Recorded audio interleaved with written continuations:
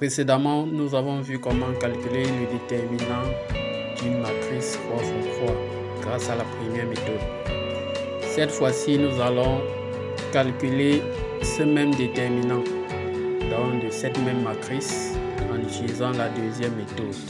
Donc nous allons considérer notre même matrice A et déterminer la valeur de son déterminant en utilisant une autre méthode. La méthode consiste à reproduire notre matrice A, donc faire l'image de notre matrice de sorte à avoir maintenant une matrice 3 x 6 au lieu d'une matrice croix x croix. Donc dans ce cas, nous avons notre matrice qui a 3 lignes et 6 colonnes.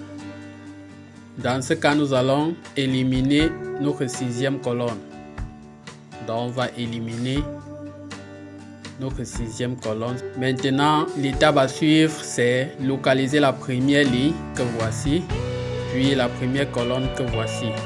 Maintenant, l'intersection au niveau de notre première valeur, on va appliquer notre diagonale là, donc passant par 1, 2 et 5, puis effectuer le produit de ces trois valeurs. Donc là, ça va nous donner quelque chose qu'on peut appeler A1. Donc A1 sera le produit de ces trois valeurs-ci. Et ensuite, on reprend notre première ligne. Cette fois-ci, on passe à la deuxième colonne. Dans ce cas, on va faire plus. Ici, au niveau d'ici, nous avons encore l'intersection.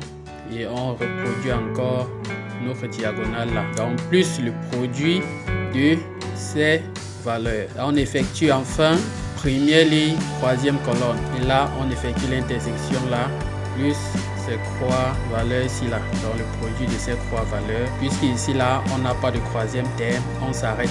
Donc, on ne peut pas faire le produit de ces valeurs ici là. On considère qu'ici, on a 0. On effectue des simples calculs là. Pour le premier terme, on a 10. Pour le deuxième terme, on a 0. Et pour le troisième terme, on a 7. On effectue la somme de ces trois valeurs, on obtient 17. Donc A1 égale à 17. On refait la même chose pour A2. Mais sauf que au niveau de A2, au lieu d'utiliser la première ligne, nous allons utiliser la dernière ligne. Donc dans ce cas, on va prendre la dernière ligne et la première colonne. Et on effectue dans ce cas l'intersection.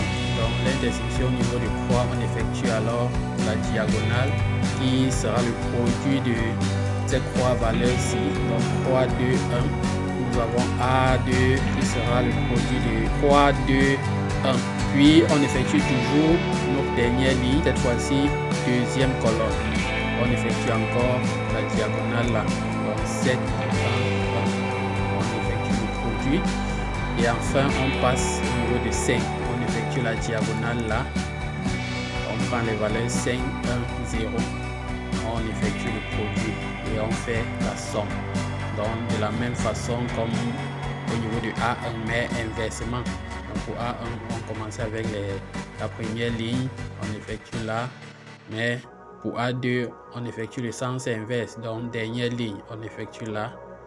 On prend uniquement les termes qui forment croix valeur. Puisque au niveau d'ici, lorsqu'on prend 1 là, on effectue la diagonale là, on considère que là, on a 0. Dans ce cas, le produit de ces valeurs va donner 0. Donc, on s'arrête aux croix termes-ci. Là, maintenant, on effectue la somme de ces produits. Donc, le produit de ce premier terme donne 6. Et pour notre deuxième terme, là ça donne 7. Et dernier terme, on obtient 0. On effectue la somme et ça nous donne 13. Donc A2 égale à 13. Maintenant, pour avoir le déterminant de A, nous allons effectuer une différence entre A1 et A2. Ce qu'on peut encore appeler A12. Donc il faut bien respecter la position. Là alors on va faire A1 moins A2. Ce qui nous donne 17 moins 13. Et enfin, 17 moins 13 n'est rien d'autre que 4. Ce qui vérifie bien la première méthode. Donc, notre deuxième méthode est vérifiée. On remarque alors que calculer le déterminant de notre matrice est plus simple avec la deuxième méthode, contrairement à la première méthode. Donc, plus simple et plus rapide. Donc, c'était une petite astuce pour notre deuxième méthode.